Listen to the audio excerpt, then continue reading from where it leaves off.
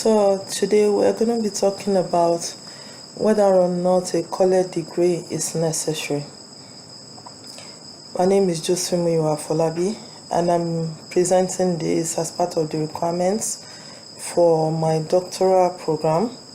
And of course, the first course, GRC 600, which focuses on doctoral academic study and writing, be submitting to the Professor Dr. Lamont Rouse today. Okay.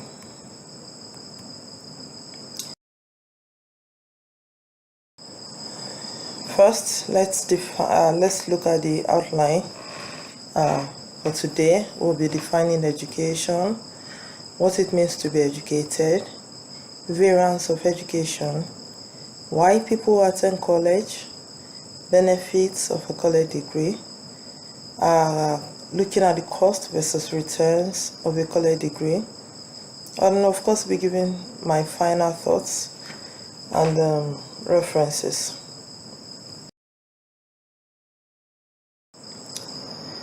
Now, defining education.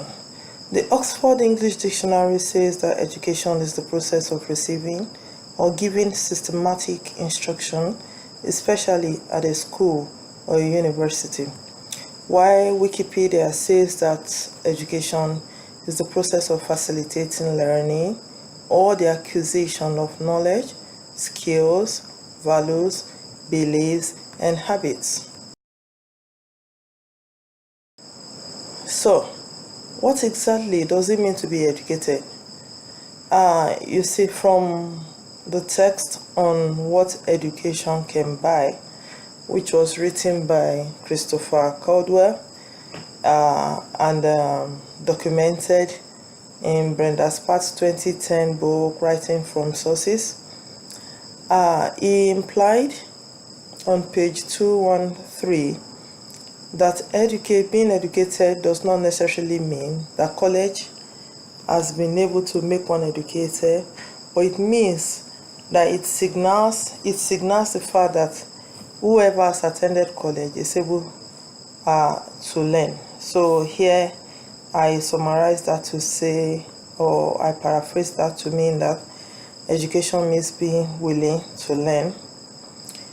Also, from the book, from the text on what education can buy, I gathered that Christopher Caldwell was trying to say that intelligence has overridden brilliance, in that what college education should provide is the ability for students to be able to apply their knowledge to different spheres of life. So here I said being intelligent, that is able to apply basic education to several spheres of life. What does it mean to be educated? It could also mean being a generalist, that is knowing a little about everything rather than being a specialist.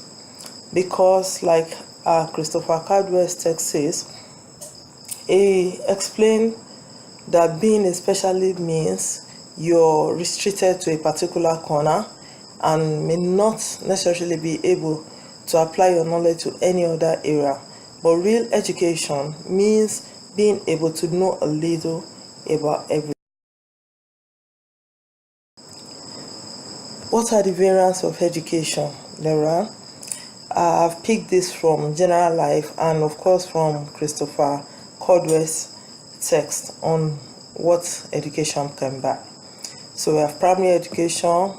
We are quite familiar with that. Same with high school education and of course college education. The two new variants I found are the liberal education and formation. Liberal education, as explained in Christopher Caldwell's text, means or implies that an education that teaches you to be able to think.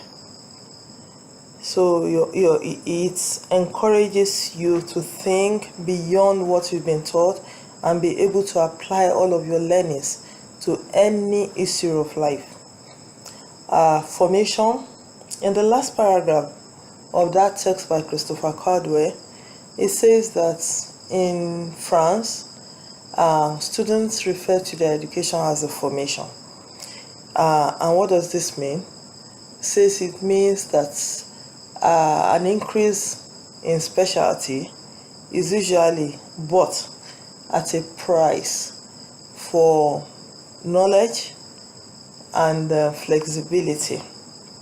So although he says or he implied that may be a bitter exchange, but it's quite worth it at the end of the day. So an education, a specialist education, which you can exchange for a return.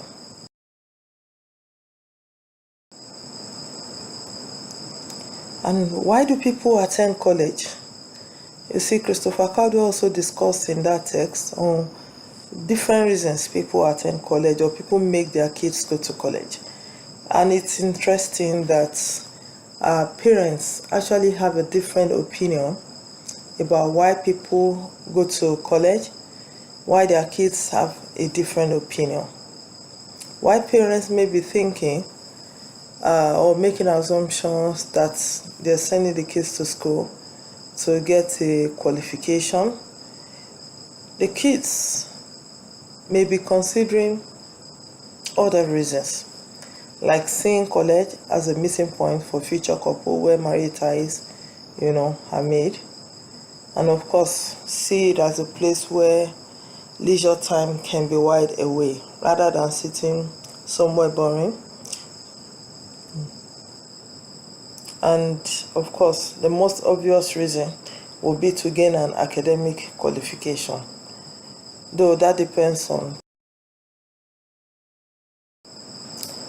So what exactly can one benefit or gain from a college degree? A college degree confirms willingness to learn, according to Christopher Caldwell in part 2010 book Writing from Sources. It says going to a college does not necessarily mean one has learned, but it shows, it depicts a willingness to learn. Levy F and Levy and Money, but we do not have a date for that, so that's why I put ND not dated. Mentioned, and this was referred to by Christopher Caldwell, that going to college has the ability to increase one's earning power by as much as 50%. Some 2 decades ago, it used to be about 17% difference, and he cited an example of 2 30-year-olds, one with a college degree and the other with a high school degree, saying that the one with a high school degree earns as much as 17% more than the one with just a high school degree. And now the disparity has risen to 50%. So it's safe basically to say that a college degree increases one's earning power. Also, going to a college where you meet different sorts of people, as implied in that text, means that you begin to have broader perspective on life issues. You think differently, you reason differently. You are not narrow-minded. And the college degree affords students the requisite qualification for the workplace. Because again, the college serves as a preparatory ground for would-be working class. Even though it may not necessarily make the students productive, as indicated in that text, it does, of course, enables companies and industries to be able to identify who has the potential to be productive.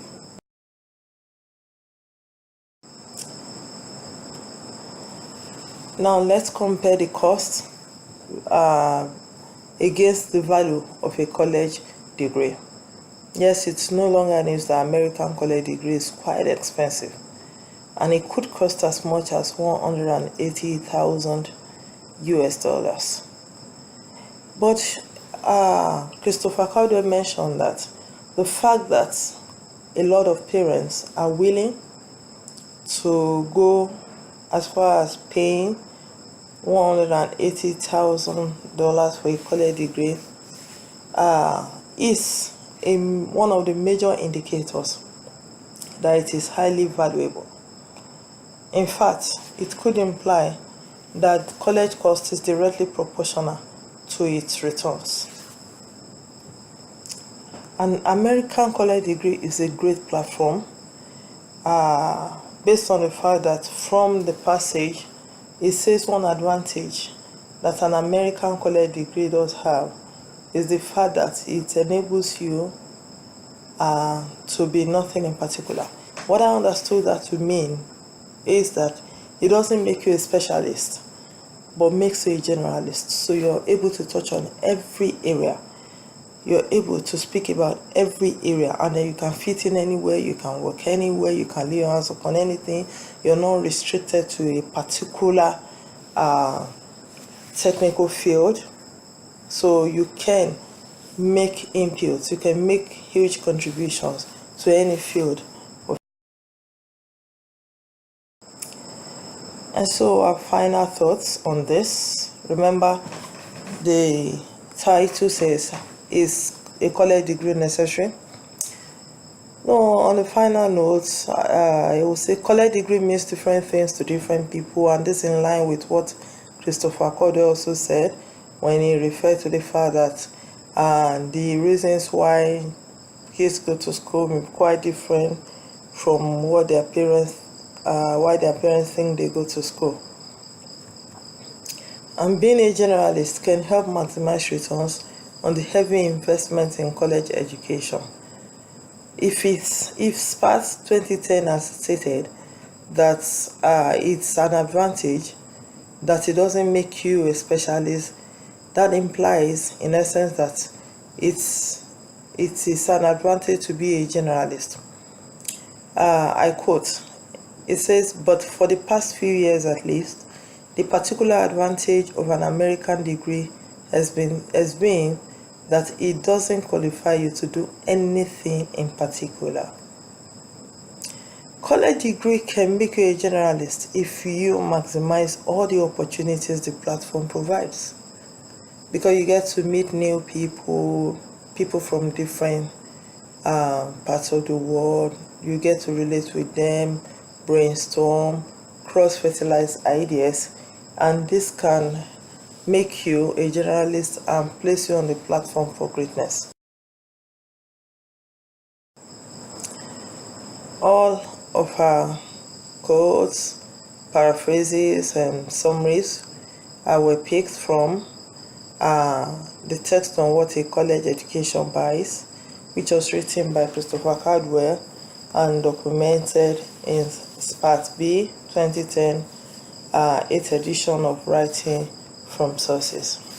Thank you, guys.